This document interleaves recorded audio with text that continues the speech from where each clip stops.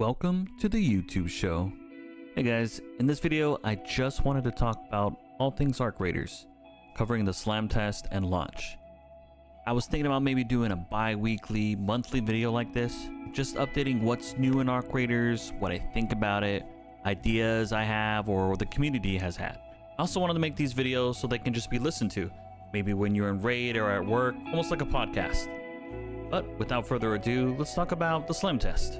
I know everyone is excited for it, and maybe you're watching or listening to this video the day before, the day of, and I just wanted to make sure people are aware of some main things. Listed below is the start times according to the Discord, so it sounds like maybe you East Coasters kind of got the shaft, as they say, and us West Coasters here get to play a little bit earlier. There is limited gear. Now, they don't say what color or rarity, but it probably sounds like you're only going to be able to get up to blue shields, blue weapons. Doesn't sound like there's going to be any purples or legendaries or anything like that. Also, as well, there's only one map. It's going to be the dam. There's potentially nothing new that's going to be in this test. In fact, it's going to feel more like a demo.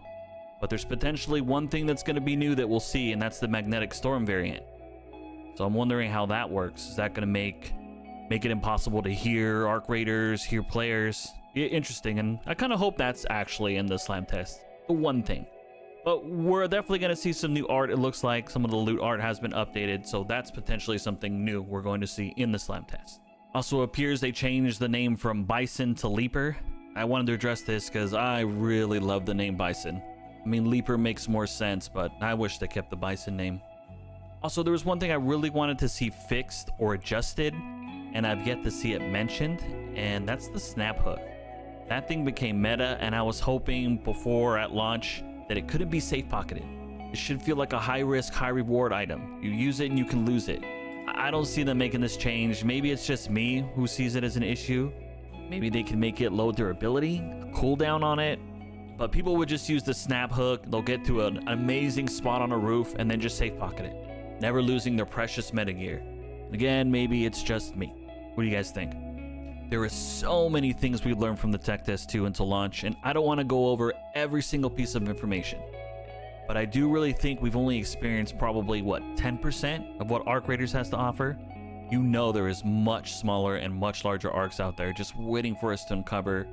Tons of new maps, maybe not tons, but a couple of maps we haven't really seen, just hinted at. Also the lore, I wanted to touch this. I hear people talking about the lore of EmbarkStudios, the finals and Arc Raiders.